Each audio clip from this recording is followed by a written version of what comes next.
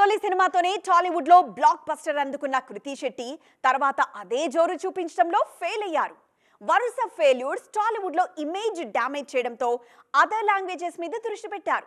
ఈ ఫార్ములా కృతికి బాగానే వర్కౌట్ అయినట్టుంది. తొలి సినిమా ఉప్పెనతో సెన్సేషన్ క్రియేట్ చేసిన కృతి శెట్టి తర్వాత వరుస అవకాశాలతో స్టార్ లీగ్ లోకి వచ్చేశారు. కానీ ఆ జోరు ఎక్కువ రోజులు కొనసాగలేదు. వరుస ఫెయిల్యూర్స్ అమ్మడి కెరీర్ ను కష్టాల్లోకి నెట్టేశాయి. గ్యాప్ లేకుండా సినిమాలు చేసినా ఒక్కటి కూడా సక్సెస్ కాకపోవడంతో అవకాశాలు కూడా తగ్గిపోయాయి. ఇటీవల మనమే సినిమాతో తెలుగు ఆడియన్స్ ను పలకరించిన కృతి కాలీవుడ్ లో మాత్రం కాస్త బిజీగానే కనిపిస్తున్నారు. సూర్య, జైమ్ రవి లాంటి స్టార్ హీరోలతో పాటు నయా సెన్సేషన్ ప్రదీప్ రంగనాథ్ తో సినిమాలు లైన్ లో ఉన్నాయి. ఈ సినిమాల మీద చాలా ఆశలు పెట్టుకున్నారు బేబమ్మ. కాలీవుడ్ లోనే కాదు, మాలీవుడ్ నుంచి కూడా ఈ బ్యూటీకి మంచి ఆఫర్స్ వస్తున్నాయి. ఆల్రెడీ టొవినో థామస్ హీరోగా తెరకెక్కుతున్న సినిమాలో నటించారు. వారికోస్ వెయిన్స్ వ్యాధికి కేవలం 30 నిమిషాల్లో చికిత్స. కాల్ చేయండి 9989527715. ఈ మూవీ త్వరలో ప్రేక్షకుల ముందుకు రానుంది.